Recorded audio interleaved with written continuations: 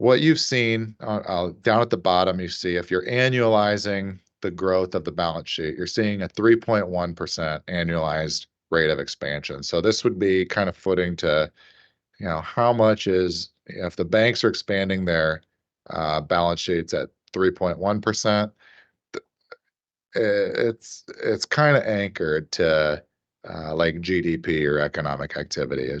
The U.S. economy should be growing at something like that ballpark as your first estimate.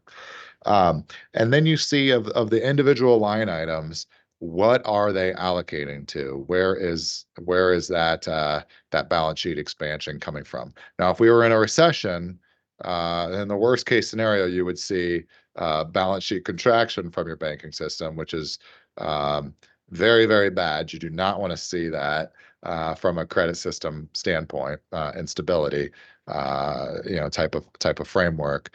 But where that expansion is coming through, or even contraction on the individual line items, gives you a good sense of, or can give you a good sense of what's going on in both the real economy, but also credit. So if you look at individual line items where they're expanding most, I'll start with the bottom. I group, what I call like cash reserves and collateral assets.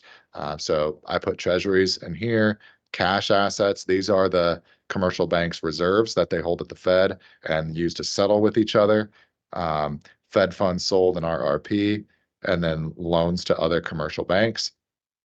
Um, if you look at like the biggest contributor to growth is cash assets. So banks are growing, like essentially they're topping off their reserve balances that they're holding at the Fed first, and that's contributing 4 points of balance sheet expansion out of a total of 3.1. So they're growing their reserves right now in that immediate kind of just take the speed dial check or measure the velocity, if you will.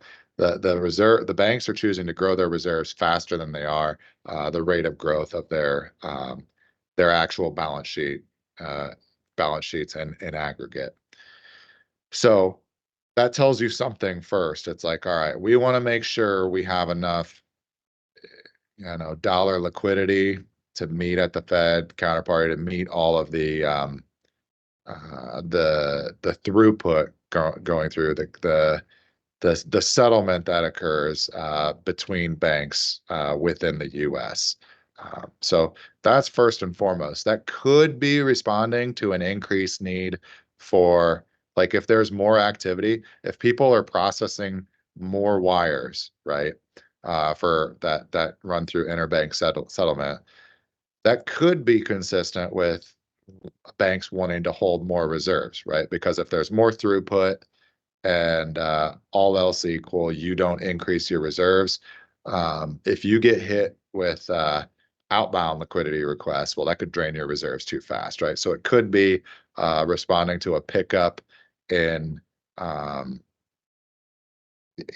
actual activity, wire activity in the real economy itself. As we talked about the financial system being a complement to the trade and goods and services that occurs in the real economy. It could be that, or it could be a flight to safety, right? It could be, hey, we need more reserves because we're draining, et cetera.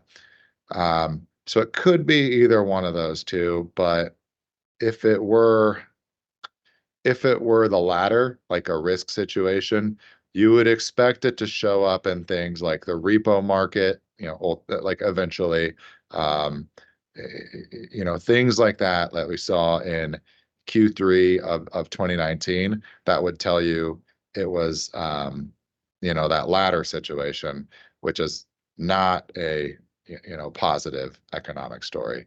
So the cash that you see, the banks increasing reserves on their balance sheet over the trailing 4-week look back on the most recent data, that's something to continue to watch, right? Because we already know, as we talked about um, in prior weeks on the weekly roundup, you do see other money centers like what we saw in the Hong Kong dollar, HIBOR overnight rates sitting at 3 bips, right?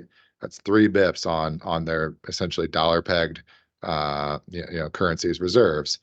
That is telling you a situation where there's like a shortage of cash, shortage of dollars, interbank liquidity. I would call it almost a crisis, right? If you hadn't seen the pause to the tariffs, right, come through at the Geneva truce, something probably would have materialized there as that situation worsened. But so far, we haven't seen anything like that pop up in the U.S. But that's a situation we'll want to continue to monitor very closely over these next 4 weeks of June as we close out Q2.